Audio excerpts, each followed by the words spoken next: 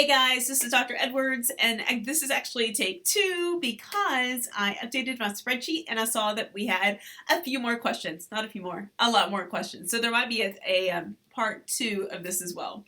But my name is Dr. Jennifer Edwards. I'm at Tarleton State University, and I'm excited to teach during the spring 2021 semester. So my assignment, like my pre-semester assignment for everyone, was to ask me some questions if they had any, and this video is responding to those questions. So the first one is, I'm very excited for this class and that they didn't have any more questions at the moment, which is okay because you guys, we have plenty of questions. All right, next we have your recommendations for building resumes for jobs and communication. You guys, I'm excited to tell you, and I haven't told anyone else this yet, but we will have an entire group this semester dedicated to nothing but communication careers. So that means building your resumes, getting your online portfolio together, making sure that you are ready for interview questions, finding that communication job. But before we start that, we have a group of people working on that, and everyone can participate if you would like to.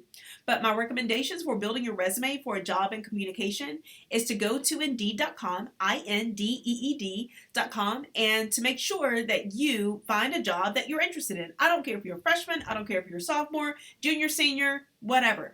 I want you, or even grad student, I want you to find a job, maybe 2 or 3, for which you have an interest. I want you to look down at the bottom of that job description to figure out exactly what the requirements are and what the recommendations are from that company in the area of skills.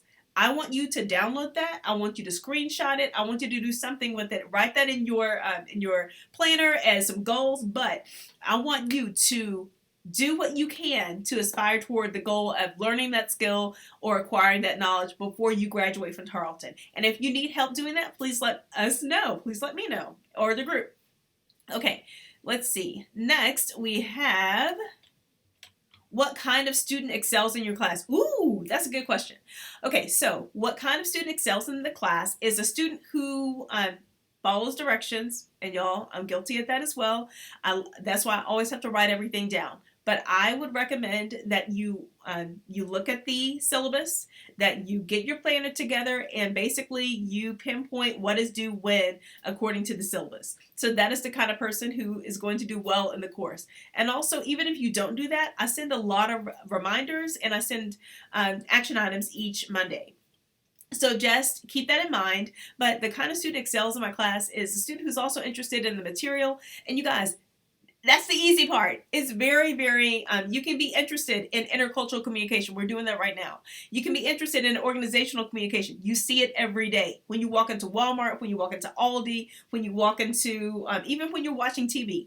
Also, we have some really cool assignments that are focused on TV. So I hope you like TV as well, TV or YouTube.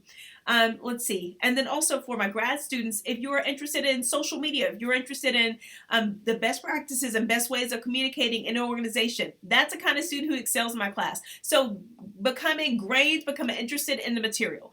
Let's see. Will this class take place online at a specific time and date, or will it be self-paced? I'm not going to do that to you guys. I know right now it's crazy.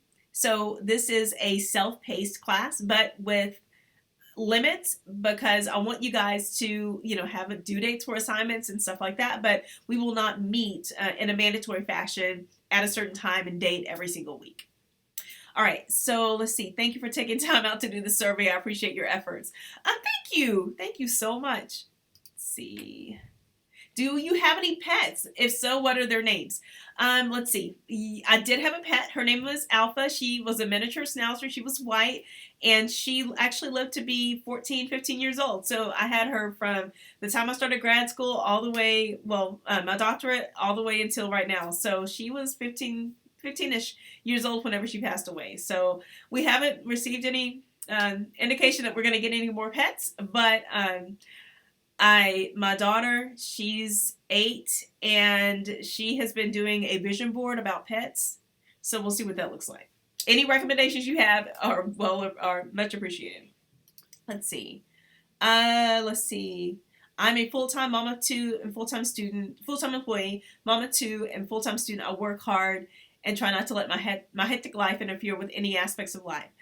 I'm just going to tell you, things are crazy. Things are crazy, and I mean, that's just how it is normally. So my thing is, I will work with you.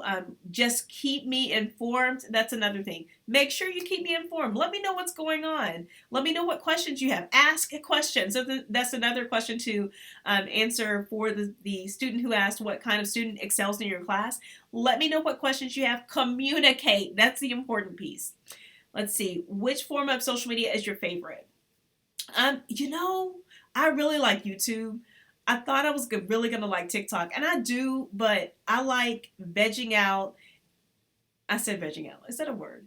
Anyway, I like sitting and doing things, whether it's folding clothes or what did I do last weekend? I put some crown molding up. So whether it's working with my hands or mowing the lawn or whatever, I like to listen or watch YouTube. And then I like YouTube because after you watch one video, then another like video will come up and so on and so forth. And I've been very fortunate to meet a lot of YouTubers, even by accident, like at Universal Studios in California. We met one of our favorite YouTubers, and so and I don't know if you guys know him or not, but his name is Adam the Woo. He's super tall, but he's a travel blogger, so I was super excited to just meet him by happenstance in Universal Studios like a couple of years ago. Let's see. Do you believe social media has hurt or improved the human experience? It has enhanced the human experience. If we did not have social media, like right now during COVID, a lot of individuals who cannot leave their homes, they would not be able to communicate with others or to see them or to understand what's going on in the world around them. However, I believe that depression has become a big issue with social media, kind of like the fear that you're missing out on something if you're not married by this age, or if you don't have kids by this age, or, those kind of things. And sometimes that's not someone's journey. So I believe it's hurt in that aspect, especially when it comes to depression. But it has opened up a lot of options, but I believe that people should take social media in stride because, it can help and it can hurt. So that's my thing. Let's see. And we'll do one more and then I'll switch. I'll switch this one to another video because we have a Taylor Swift question coming up. Okay, let's see. I would like to learn more about social media in the workplace. Let's see.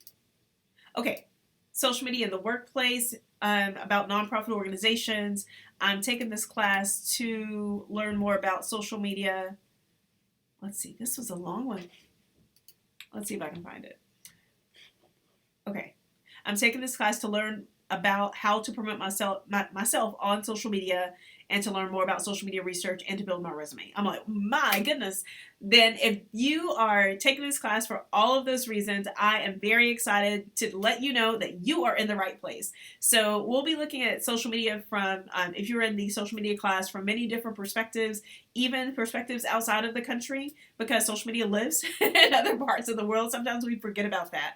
So I'm excited that you're in the social media course, if you're in the social media course. Let's see. Okay. Your professional background and experience and what you do for fun. Okay, we'll do one more and then I'll switch it to a different video.